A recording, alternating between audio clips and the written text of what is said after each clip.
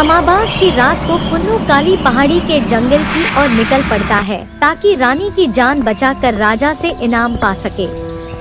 कुन्नू गरीबी से बहुत ज्यादा परेशान था, इसीलिए कुन्नू बिना देर किए आगे बढ़ता है। कुछ ही दिनों की बात है। काली पहाड़ी के पास बैठा संतोलापुर गांव, जहां पर कुन्नू अपनी बड़ी बहन राधा और छोटी बहन सीता के साथ रहता था। दोनों बहनों की अलावा इस दुनिया में कुन्नू का और कोई नहीं था, इसलिए कुन्नू अपनी बहनों से बहुत प्यार करता था। और आज इतनी मेहनत करने के बावजूद सिर्फ कुछ ही पैसे ही कमा पाया हूँ। पता नहीं इतने पैसों से हमारा क्या होगा। आप चिंता मत करो भैया, देखना सब कुछ सही हो जाएगा। भगवान के ऊपर भरोसा रखिए, ऊपर वाला सब कुछ सही कर देगा। कुन्नू बहुत ही परिश्रमी था। रोज जंगल की और लकड़ी काटने जाया करता और दिन भर सूखा लकड़ी काट कर कथा करने के बाद शाम को लकड़ी भेजकर घर आता था। कुन्नू को पैसों की बहुत जरूरत थी, क्योंकि 1 साल पहले सीता बीमार हो गई थी। सीता के इलाज के लिए मंगल ठेकी से कुन्नू कुछ पैसे कर्जा लिया था। राधा तुम चिंता मत करो, मैं कैसे भी सीता के इलाज के लिए पैसों का बंदोबस्त करूंगा। मंगल ठेके से कर्जा लिया आज को 1 साल हो चुका है, लेकिन कुन्नू कितना भी मेहनत करने के बावजूद कर्जा चुका नहीं पाया है। जिसके बाद मंगल ठेके कुन्नू को धमकी दी है, अगर कुन्नू 1 महीने के अंदर कर्जा नहीं चुकाया तो उसका घर छीन लिया जाएगा। कियू भाई कुन्नू, तुझे कर्जा दिया हुआ 1 साल हो चुका है, लेकिन तुमने अभी तक हमारा ब्याज भी पूरा नहीं दिया। मंगल भाई, आप तो जानते ही हो हमारा अनंत कुछ ठीक नहीं है। अब हमें कुछ और समय की मोहलत दीजिए। हम वादा करते हैं हम आपकी सारी कर्जा चुका देंगे। तुम्हारा हालात से मुझे क्या, मुझे सिर्फ मेरे पैसों से मतलब है। अगर पैसे नहीं दे सकते तो अपना घर खाली कर दो, वरना कुछ भी अच्छा नहीं होगा। मंगल भाई दया करो, अगर हमारा घर चला गया तो हम रास्ते पर आ जाएंगे। चलो ठीक है, मैं तुम्हें 1 महीने का समय देता हूँ, फिर मैं कुछ नहीं सुनूंगा, याद रखना। मंगल ठेके की बातों से कुन्नू बहुत परेशान हो पड़ता है। घर के अलावा कुन्नू के पास और कोई संपत्ति नहीं था। घर छिन जाने का डर कुन्नू को परेशान करने लगता है। परेशान कुन्नू शाम को घर लौट रहा था, तभी उसका मुलाकात उसकी दोस्त रघु से होता है। रघु चाय की दुकान चलाता था। अरे भाई, तुम बहुत दुखी लग रहे हो, हुआ क्या है? अरे भाई, आपको क्या बताओ, मुझे पैसों की सख्त जरूरत है। अगर 1 महीने के अंदर पैसे नहीं जुगाड़ कर पाया तो मेरा घर छिन जाएगा। कश मैं तुम्हारा कोई मदद कर सकता। मेरे पास तो इतने भी पैसे नहीं हैं, लेकिन सुनने को मिला है कि रानी बीमार हो गई है। रानी को किसी ने काला जादू किया है। रानी को लेकर राजा बहुत चिंतित है। रानी को सुस्त करने वाले को राजा सोना चांदी के साथ साथ खेती के लिए जमीन भी देंगे, लेकिन इस काम में बहुत खतरा है। रघु से बात करने के बाद कुन्नू को अपनी परेशानी दूर करने की एक उम्मीद दिखती है। पूरी रात कुन्नू इस बारे में सोचने लगती है। इसके अलावा और कोई रास्ता कुन्नू को दिखाई नहीं देता है। फिर कुन्नू तय करता है कि वो अपने घर को बचाने के लिए रानी की मदद करेगा। राधा, मैं कुछ दिनों के लिए काम से बाहर जा रहा हूँ, तुम घर का ख्याल रखना। ठीक है भैया, पर अब जा कहाँ रही हो?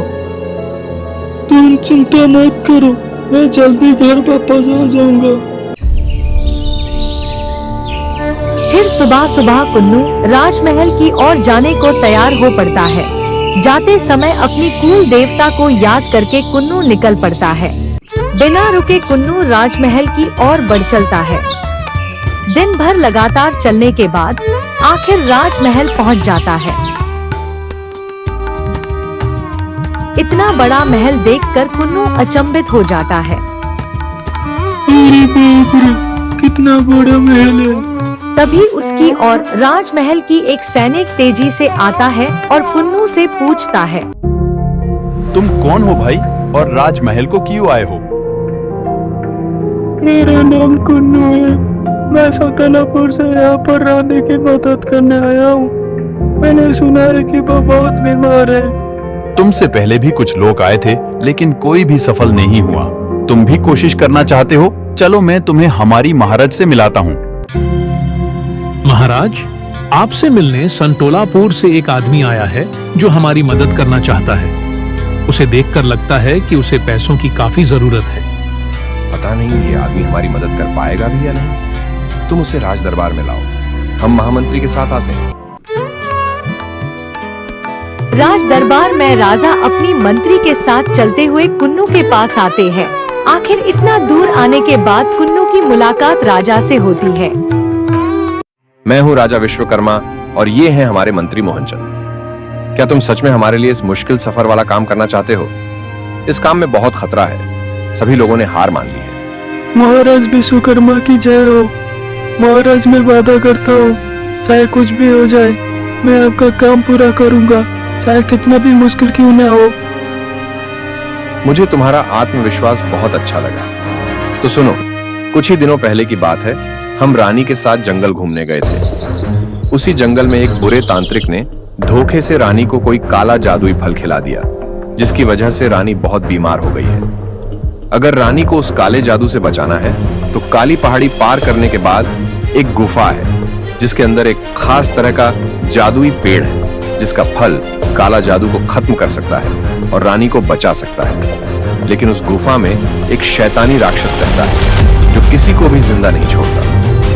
राजा विश्वकर्मा कुन्नू को सारी बात बताने के बाद कुन्नू गहरी सांस लेते हुए बोला, महाराज, ये मुश्किल भरा काम के लिए मैं तैयार हूँ। अगर तुम सफल हुए तो मैं तुम्हें इतना सोना चांदी दूंगा कि तुमने कभी सोचा भी नहीं होगा। कुन्नू को पैसों की बहुत जरूरत थी, लेकिन उसके पास और कोई रास्ता नहीं था, इसलिए अब सिर्फ भगवान ही बचा सकते हैं। यह सोचकर कुन्नू अपनी मंजिल की ओर निकल पड़ता है। इधर मंत्री मोहनचंद ने राजा से कहा, महाराज, मुझे नहीं लगता कि यह आदमी वापस लौटेगा। आपको इस राज्य की भलाई के लिए दूसरी शादी कर लेनी चाहिए। आप चाहें तो मैं अपनी बहन की शादी आपसे करवाना चाहता हूँ। मैं अपनी रानी से बहुत प्रेम करता हूँ। दूसरी शादी के बारे में मैं सोचना नहीं चाहता। अच्छा होगा अगर आगे हम इस बारे में बात ना करें। महाराज, क्षमा करें, मैं तो केवल आपकी और इस राज्य की भलाई के बारे में सोच रहा था। आपको इतनी चिंता करने की अभी आवश्यकता नहीं है। हमारी रानी अभी भी जीवित है। इतना बोलकर राजा जाने लगते हैं। मंत्री मोहनचंद को राजा की ऊपर गुस्सा आ रहा होता है। इस राजा की तो मैं बाजा बजा दूंगा। फिर मंत्री मोहनचंद चुपके से कारागार में तांत्रिक से मिलने जाता है।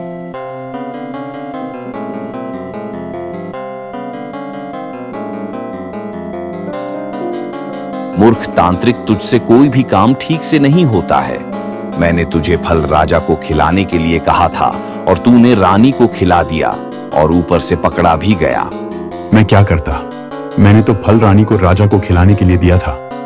मुझे क्या पता था कि वो भूखा रानी खुद ही खा लेगी। अब तो ये राजा मेरी बातों में भी नहीं आ रहा है।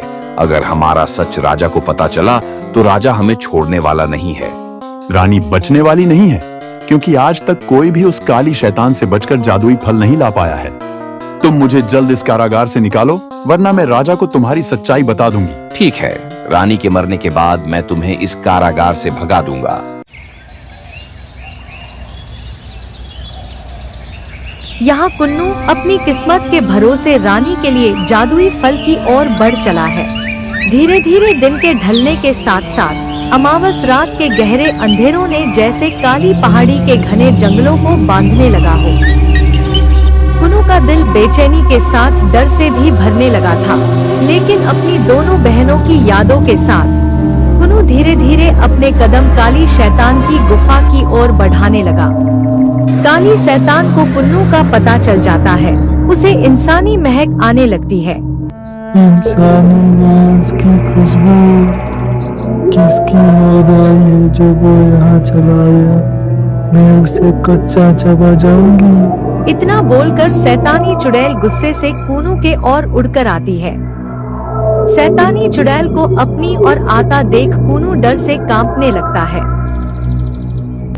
अरे बाप रे, ये शैतानी चुड़ैल तो मेरी ओर आ रहा है। लगता है मैं यहाँ जिंदा नहीं बचूंगा। हे ऊपर वाले, मुझे इसे बचा ले। तभी शैतानी चुड़ैल कुन्नू के पास आ जाती है। तेरी मौत तुझे यहाँ ले आई है इंसान। अब तो मेरा खाना बनने के लिए तैयार हो जाए। इतना बोलकर शैतानी चुड़ैल कुनू पर आग के गोले फेंकती है और कुनू बेहोश हो जाता है। फिर चुड़ैल कुनू को खाने के लिए उठाकर अपनी गुफा की ओर ले जाती है।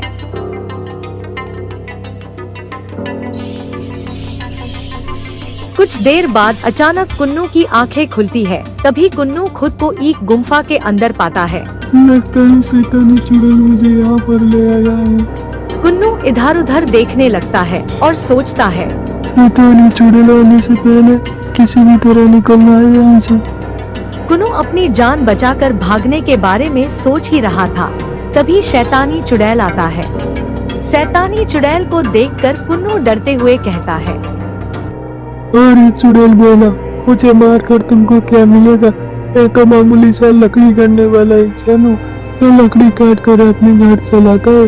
घर पे मेरे दो बहनें मेरे इंतजार कर रही होगी। मैं तो अपने घर को बचाने के लिए रानी के लिए जादुई फल लेने आ गया। फिर शैतानी चुड़ैल बोला, जो इधर आता है वो कभी जिंदा वापस नहीं लौटता, लेकिन मैं सबको जीने की एक मौका देती हूँ। मैं तुम्हें 3 सवाल पूछूंगी। अगर तुमने मेरे सवालों का सही जवाब दे दिया तो मैं तुम्हें यहाँ से जाने दूंगी, लेकिन याद रखना, अगर एक भी सवाल का गलत जवाब दिया तो तुम यहाँ से कभी नहीं जा पाओगे। कुन्नू शैतानी चुड़ैल की बात सुनकर सोच में पड़ जाता है। अगर मैं एक भी सवाल का गलत जवाब दिया तो ये चुड़ैल मुझे खा जाएगी।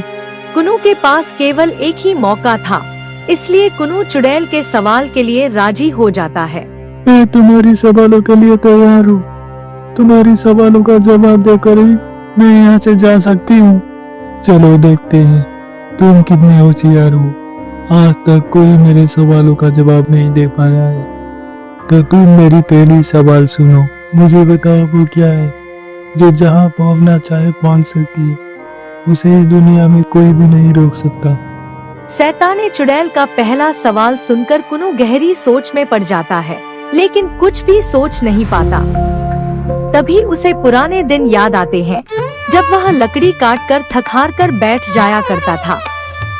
तब वह हमेशा अपनी बहनों के साथ पूरी दुनिया घूमने के बारे में सोचकर खुश होता, लेकिन वह जितना कमाता उससे मुश्किल से घर चल पाता था। मालिक, इतनी कम पैसों से हमारा गुजारा नहीं हो पा रही है। क्या आप मेरी लकड़ी का कुछ और दाम नहीं दे सकते? मुझसे और पैसे मांगने की तुम्हारी हिम्मत कैसे हुई? और पैसे तुम्हें नहीं मिलेंगे। कुन्नू को चुड़ैल के सवाल का जवाब समझ में आ जाता है।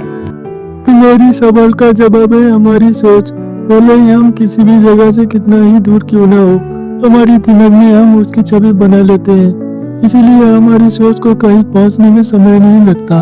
अपनी सवाल का जवाब सुनकर चुड़ैल बोला, बहुत अच्छे इंसान, मुझे तुमसे ऐसी जवाब की उम्मीद नहीं थी। अब तुम मेरी दूसरी सवाल सुनो। मुझे बताओ वो कौन सी चीज है जो जितनी ज्यादा आप उसे लेते हैं वो उतनी ज्यादा बढ़ती है? चुड़ैल की दूसरी सवाल सुनकर कुन्नू को एक साधु बाबा की याद आ गई। कुन्नू अपने काम से लौट रहा था, तभी उसकी मुलाकात एक साधु बाबा से हुई। साधु बाबा कुछ किताबें बेच रहे थे। कुन्नू को सामने पाकर उससे किताबें खरीदने के लिए कहते हैं।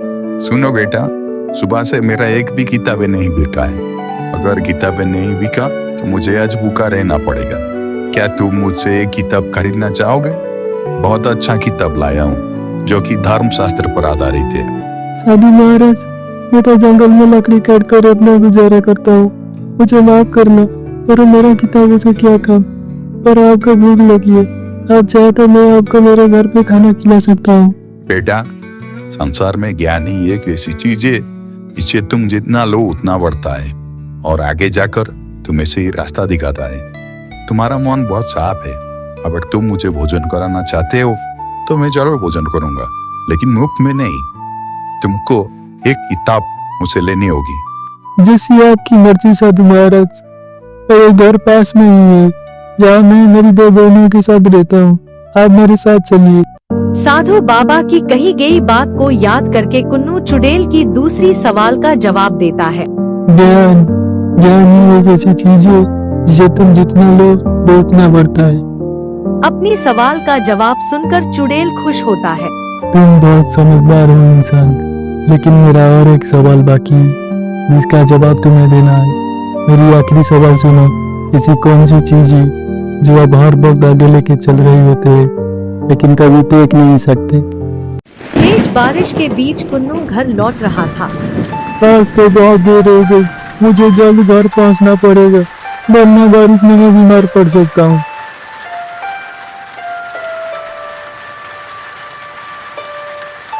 और इतनी तेज बारिश में आप यहाँ पर क्यों बैठे हो? आपको घर जाना चाहिए। आपका घर कहाँ पर है? मेरा कोई घर नहीं है बेटा। मुझे बुढ़ापा गिरने के बाद मैं अपनी बेटा और बहू के लिए एक बोझ बन गया, तो उन्होंने मुझे घर से निकाल दिया। अब ये आसमान ही मेरा घर है। कोई ऐसा कैसे कर सकता है? आपके साथ तो बहुत बुरा हुआ है। आप मेरे साथ चलिए। ये तो मेरा कर्मों का फल है। मैं अपनी जवानी में बहुत बुरा काम किया है, बहुत लोगों को ठगा है। मैं जवान था तो मैं अपनी पिता माता को घर से निकाल दिया, अब उसका फल मुझे मिल रहा है। हम हमेशा हमारे काल को आगे लेकर चलते हैं, इसे कभी हम देख नहीं पाते, लेकिन उसका फल हमेशा हमें मिलता है। कुन्नू चुड़ैल को जवाब देता है। जब है हमारा काल, हम हमेशा हमारा काल को आगे लेकर चलते हैं, इसे हम देख नहीं पाते। तभी एक काला धुआं चुड़ैल को घेर लेता है। देखते ही देखते चुड़ैल एक औरत में बदल जाती है। अरे ये क्या हुआ? आप कौन हो? मेरा नाम दिव्यसा है। मैं एक श्राप के कारण चुड़ैल बन गई थी। तुमने मेरे सवाल का सही जवाब देकर मुझे श्राप से मुक्ति दिलाई है। तुम बहुत समझदार और साफ दिल के इंसान हो, इसलिए जादुई औषधीय फल तुम ले सकते हो। इतना बोलकर अचानक औरत हवा में विलीन हो जाती है। कुन्नू चारों ओर देखता है और संतुष्टि भरी मुस्कान लेता है। फिर जादुई औषधीय फल की ओर बढ़ता है। फल लेकर वह राजमहल की ओर बढ़ चलता है।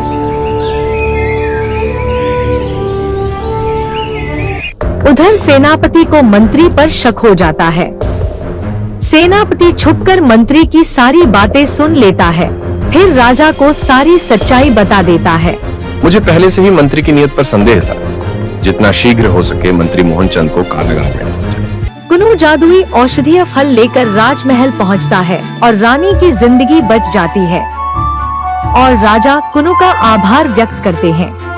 तुमने जो हमारे लिए किया है वह कर्ज हम कभी नहीं चुका सकते। यह उपहार तुम्हारे लिए है। इसके साथ ही तुम जो भी जमीन चाहोगे वह जमीन तुम्हारी होगी। तुम बहुत बहादुर और साफ दिल के इंसान हो। कुन्नू बहुत खुश होता है और वापस घर लौटता है। उसकी सारी समस्याएं दूर हो जाती हैं। वह अपनी बहनों के लिए एक नया खूबसूरत घर बनाता है और सारा कर्ज चुका देता है। फिर वह खुशी खुशी अपनी बहनों के साथ रहने लगता है।